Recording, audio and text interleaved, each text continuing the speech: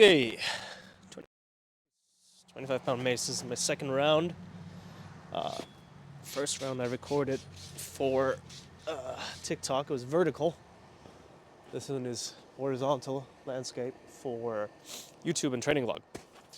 Because I'm already noticing that this mace is very manageable for me. Yep, one, right, two. I mean, I can notice that it's heavier than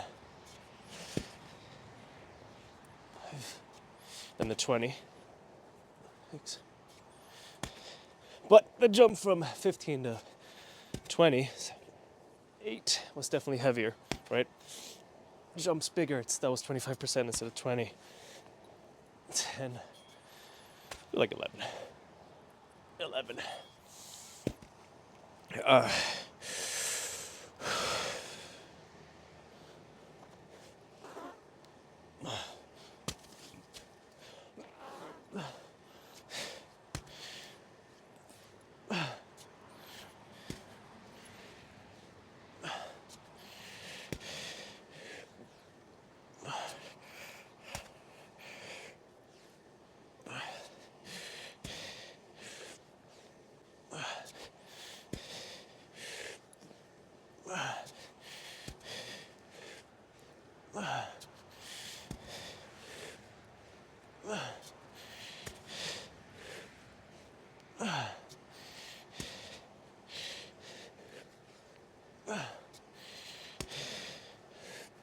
I think that was 11 or 12.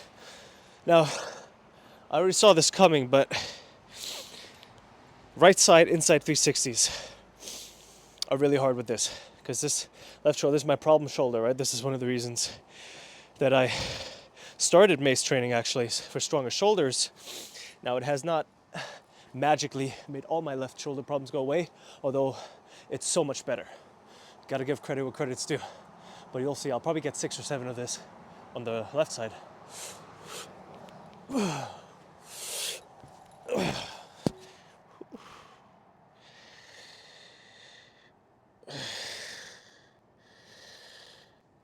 think we're good. Oof. Gotta make sure to reset. Yeah. Mistakes will happen. That's how you know I'm a beginner. Stuff like that. Oof. Okay, that's gonna bruise. I can tell you that. So that's 1. That's 2. Yeah, so the inside 360s, I guess, on both sides are tough with this one. 3, and they're very ugly. 4. So we gotta get that tip, and then pull it over. 5, and 6. 6. Okay. Okay. Yeah, it will bruise, but I think that's just about it. It feels a little tender. I'll do the other side. Gotta be careful on this side, especially. This is the weaker side. Okay. Okay. 2.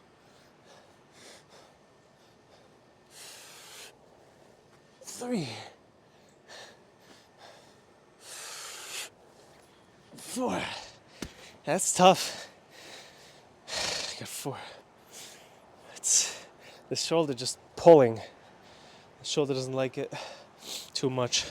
So hopefully continuing to use it will strengthen the little muscles and it will get stronger. I have also considered just using the 25 for pickups and for 360s, but for inside 360s using the 20.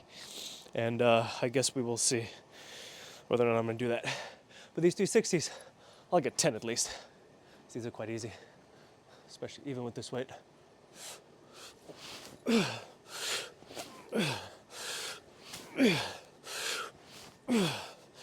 5, 6, 7,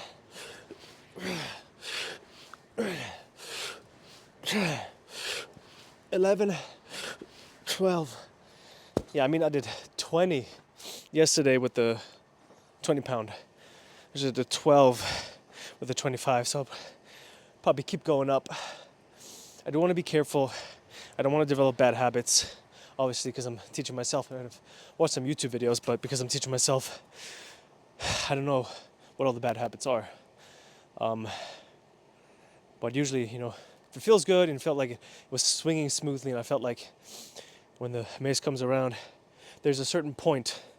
So what you do is you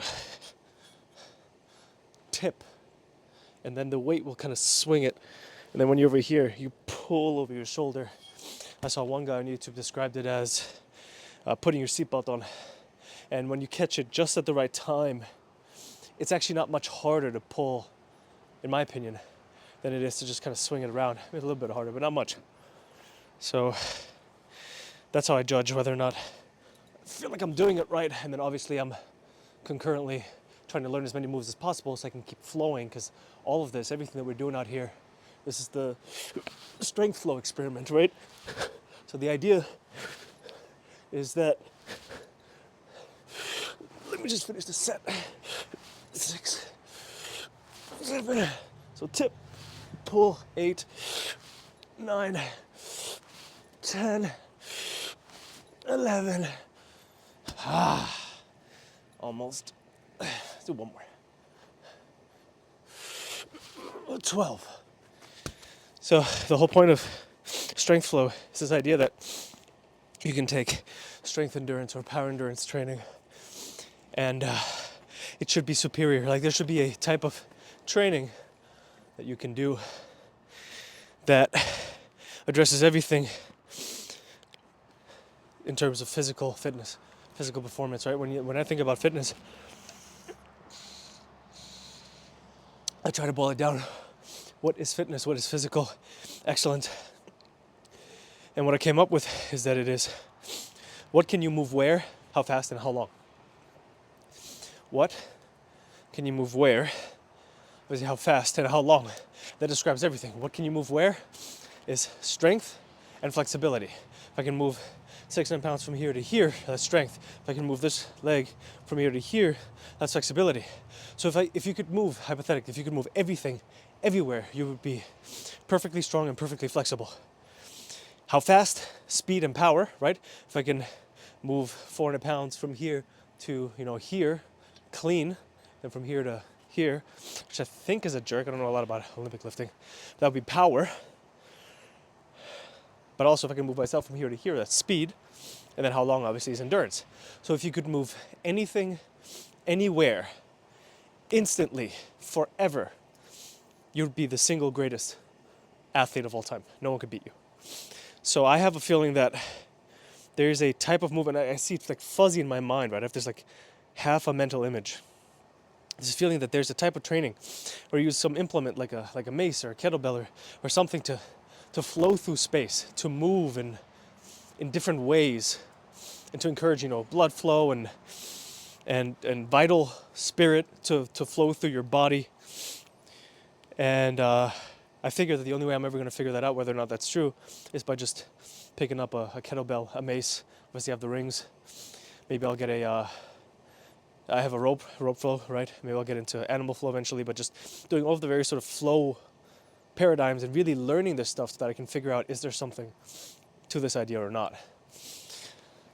But yeah, tomorrow 70-pound kettlebell should be here, so hopefully I'll be able to use that.